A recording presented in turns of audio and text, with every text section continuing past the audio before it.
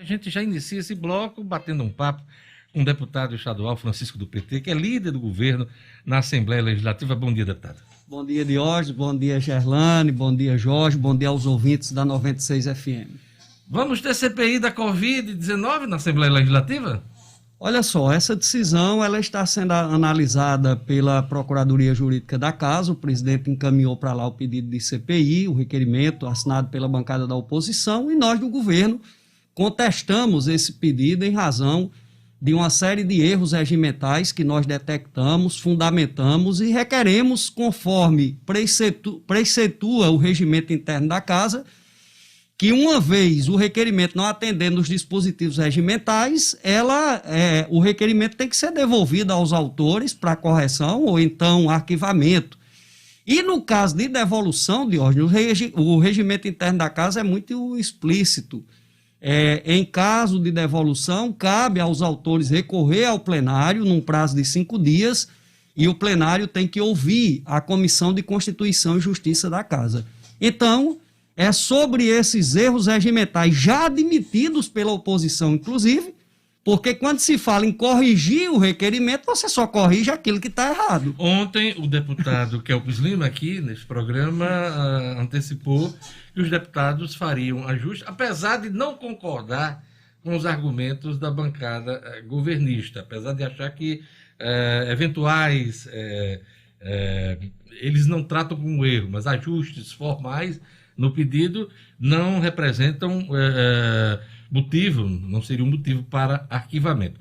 Diante desses ajustes no pedido, o senhor acredita que o governo ainda mantém o mesmo posicionamento aí em relação à mesa diretora? Vamos lá. Primeiro, não se trata pura e simplesmente de ajustes como o deputado Kelps, que é uma pessoa que eu tenho um profundo respeito. Inclusive, eu admirei muito as afirmativas dele ontem sobre o que eles estão chamando de ajustes, porque Kelps, quando eu cheguei na Assembleia, Kelps já estava e é um dos mais regimentalistas que eu já vi. Para tudo que interessa a ele, o regimento não pode ser modificado, não pode ser desrespeitado em uma vírgula sequer para um requerimento de CPI, aí ele diz que é besteira. Então, essa situação que nós não estamos compreendendo, porque, Diógenes, veja bem, o mesmo regimento, né, que prevê a CPI como instrumento de investigação, ele também prevê os critérios que têm que ser levados em consideração, os pré-requisitos, para que uma CPI seja instalada. Por que nós não entramos no mérito? Primeiro, porque o governo está extremamente tranquilo em relação a qualquer um dos pontos que foram levantados. Mas, para que uma CPI seja instalada, antes de se discutir o mérito, tem que se cumprir os pré-requisitos regimentais, que, na nossa opinião, não foram cumpridos. Tanto não foram que a bancada de oposição agora está falando em corrigir, fazer ajuste. Repito, você só corrige aquilo que está errado. Pois é, em relação ao mérito, o deputado Kelps Lima pontuou isso ontem, disse que o recurso da deputada Isolda, do PT, ele se refere a essa questão formal, mas não entra no mérito. Vocês evitam tratar exatamente dessa questão. E o senhor acabou de dizer que vocês, nesse momento, estão focados na questão processual, né? Essa não é a etapa para se questionar mérito. Aliás, se a oposição quisesse discutir mérito do que eles estão levantando, eles têm 3 instâncias na Assembleia para isso, Diógenes. Não sei por que George agora. Diógenes. Então, veja bem, Diógenes, eles têm 3 instâncias para isso. Comissão de Fiscalização e Finanças, que é majoritariamente formada pela bancada de oposição.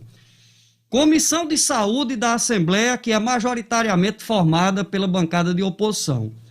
Comissão de Acompanhamento às Ações de Enfrentamento ao Coronavírus, criada o ano passado a pedido da oposição, com maioria oposicionista, presidida pelo deputado Kelps até antes do período eleitoral. Ele se afastou para ser candidato a prefeito de Natal, justiça seja feita, eu sou membro dessa comissão.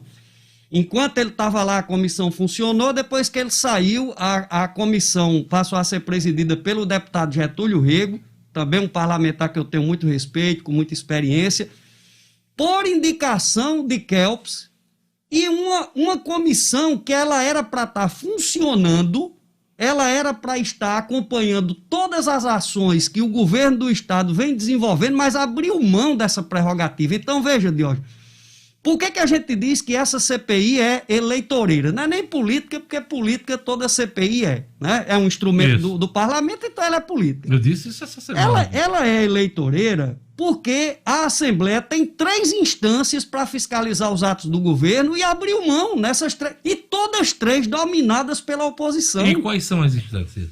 Comissão de Fiscalização e Finanças, Comissão de Saúde e Comissão de Enfrentamento às Ações de Combate ao Coronavírus. 3 comissões onde todas essas questões que eles levantam, aliás, algumas dessas questões que eles levantam, ou já foram respondidas pelo Tribunal de Contas, por exemplo, a dos respiradores. O Ministério Público do Tribunal de Contas do Estado já se manifestou dizendo que não encontrou indícios de má-fé, de dolo por parte do governo do Estado. O Estado foi lesado, assim como os outros estados do Nordeste. Numa compra do consórcio Nordeste. E no começo da pandemia, quando todo mundo de hoje estava desesperado para adquirir equipamentos, insumos, então o governo foi lesado, o consórcio entrou na justiça, pessoas foram presas, o processo, a ação está judicializada. Inclusive no Superior Tribunal de Justiça. Isso, no STJ. A questão do contrato das ambulâncias, do transporte sanitário, que eles pediram uma CPI e agora pediram para não ter mais CPI. Né? Essa daí, um conselheiro do Tribunal de Contas do Estado já mandou arquivar. A apuração feita pela CGU, Controladoria Geral da União, que não identificou irregularidade, tanto que o Rio Grande do Norte, entre os 21 estados onde foram detectadas irregularidades, o Rio Grande do Norte está fora. Aí eu fico pensando aqui, eu ouvi o deputado Kelps dizer, não, mas a CGU fez a investigação dela, a gente também tem o direito de fazer a nossa. Eu fico pensando, se a CGU tem identificado alguma irregularidade no Rio Grande do Norte, o carnaval estava grande. Então é interessante, como quando interessa a oposição, eles usam os órgãos de controle externo. Quando não interessa, CPI, às vésperas da eleição, porque nós já estamos muito perto, né, de 2022, o calendário eleitoral vai chegando com muita velocidade. Então, na realidade, para nós, além desse pedido de CPI, não preencher os requisitos regimentais. Regimento é o que rege o funcionamento da Assembleia. Está muito claro aqui, está muito explícito. As prerrogativas, os pré-requisitos para a instalação de uma CPI. E, na nossa opinião, essa história desse pedido de ajuste que os signatários do requerimento da CPI estão anunciando é um reconhecimento claro de que nós temos razão no nosso requerimento de que o pedido feriu frontalmente os pré-requisitos regimentais. A bancada de oposição aponta 12 contratos, valores acima de 70 milhões de reais, que devem ser apurados no bojo da pandemia. O senhor disse que o governo está tranquilo, eu já ouvi esse tipo também de declaração do deputado Mineiro, ex-deputado Mineiro, que é secretário de governo, mas ontem o deputado Kelps disse que há uma movimentação muito grande do governo para tentar barrar, de uma vez por todas, essa CPI. Vamos lá, Diógenes. CPI é instrumento legislativo, regimental em qualquer parlamento. Isso. Agora, ele não pode ser banalizado e nem utilizado como instrumento de disputa eleitoral. Não deve. Muitas vezes ele é usado, mas não deve ser utilizado. Eu repito, a motivação desta CPI nada mais é do que as eleições de 2022. Essa é a nossa opinião. Esse é o mesmo entendimento que o senhor tem, por exemplo, da CPI do Senado contra o governo Bolsonaro? A CPI do Senado, ela atingiu os requisitos regimentais, segundo o próprio Supremo Tribunal Federal, portanto, ela foi instalada em razão disso. Tá, mas com o palanque eleitoral também cabe a mesma leitura? Se ela for transformada em palanque eleitoral, também está errado. Também está errado. E qual é a sua avaliação? A minha avaliação... Da CPI. Eu estou falando da CPI do Senado para fazer um comparativo com o que pode acontecer aqui com um eventual CPI da Covid. A governadora Fátima não nega a ciência, não tem se negado a tomar as medidas de combate à pandemia aqui no Estado, ao contrário do que nós estamos vendo no governo federal, que negou compra de vacinas, que procrastinou a chegada das vacinas, que receitou remédios sem comprovação da ciência, sem eficácia científica. Portanto, há uma série de ações de omissão ou de ações inadequadas do governo federal que justificam aquela CPI e, além de tudo, ela atendeu os pré-requisitos e os preceitos regimentais. Nessa fase da discussão, nós não estamos aqui a debater sobre mérito. Primeiro, como eu lhe disse, o governo está tranquilo em relação a isso. Agora, nós não podemos admitir que uma CPI seja criada de qualquer forma, descumprindo aquilo que o próprio regimento da casa prevê. Para você ter uma ideia, Diógenes e os ouvintes, o requerimento de CPI, ele faz referência a um artigo do regimento interno que sequer tem relação com CPI. Quem escreveu aquele documento, aquele requerimento da CPI, e alguns colegas deputados já confessaram, inclusive, que assinaram sem ler, né? Essa pessoa que escreveu, se foi um ou mais de uma, não teve sequer o cuidado de procurar a informação de que o regimento da casa foi modificado. Portanto, o artigo que eles utilizam para pedir a abertura de CPI é um artigo que não tem nenhuma relação com CPI. Por aí você já começa a ver as inconsistências. O ex-deputado Fernando Mineiro disse que o governo estava tranquilo e que, se houvesse CPI, seria uma grande oportunidade para mostrar que o governo está agindo corretamente na pandemia. No final das contas, a CPI da Covid, com tanta tranquilidade que o senhor apresenta que o governo está, não seria uma grande oportunidade para as ações positivas do governo? CPI da Covid ou qualquer CPI, para existir, tem que atender os pressupostos regimentais. Eu repito, nós não estamos aqui a discutir o mérito, porque, inclusive, se a oposição quiser, o governo está pronto para discutir o mérito dela em qualquer instância que eles quiserem. Vou repetir. Comissão de Fiscalização de Finanças é deles, é da oposição, eles têm maioria na Assembleia, pode fiscalizar. Comissão de Saúde é deles, é da oposição, eles têm maioria, pode fiscalizar. Comissão de Acompanhamento às Ações de Enfrentamento ao Covid é deles, eles têm maioria, pode fiscalizar o que quiser lá. E então, eventualmente na CPI que se for. Então, na verdade, eles querem CPI porque é palco para fazer campanha, debate, para fazer política, para fazer disputa eleitoral para o ano que vem. Os signatários da CPI estão na expectativa de uma decisão do presidente da Assembleia na quinta-feira, amanhã. Qual é a expectativa da bancada do governo sobre o acolhimento do pedido de CPI? Como eles conversaram com o presidente, nós também conversamos. O presidente submeteu todos os pedidos à Procuradoria-Geral da Assembleia. A Procuradoria é quem vai dar o parecer sobre isso.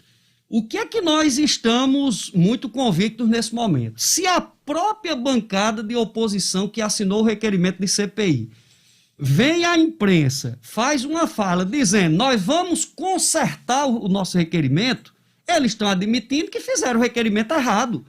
E se eles próprios admitem que cometeram erros no requerimento, aí nós vamos para o regimento. Artigo 70, parágrafo 2º. Recebido o requerimento, o presidente o mandará à publicação desde que satisfeitos os requisitos regimentais. Não sou eu que estou inventando, eu sou novato na Assembleia. Cabe ajuste ao pedido inicial? Na minha opinião, o regimento é explícito sobre isso. Você não pode fazer um requerimento, depois que alguém diz, olha, o requerimento está errado, aí você dizer, tá, então eu vou só consertar aqui. Não é assim que funciona o parlamento. Mas se não há uma palavra final, até a palavra final não seria caso de algum ajuste? A palavra final cabe à presidência ouvindo a Procuradoria-Geral da Casa, certo? Inclusive, a própria oposição também se precipita quando já pede e anuncia que vai fazer ajuste, porque ela não sabe nem qual vai ser o parecer da Procuradoria-Geral da Casa. Nós levantamos as inconsistências regimentais porque nós vimos o requerimento da oposição, nós identificamos os erros e inconsistências formais e regimentais, por isso nós arguimos ao presidente para que, através da Procuradoria Jurídica, não receba esse requerimento. Agora, eles, a oposição, já se antecipou a qualquer decisão da Procuradoria-Geral E já anunciaram que vão corrigir. Diógenes, só se corrige aquilo que está errado. Pois é.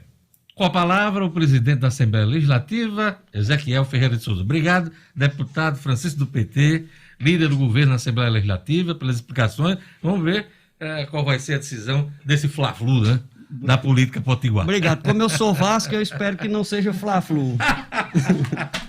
Um abraço. Outro. Francisco do PT. Abraço.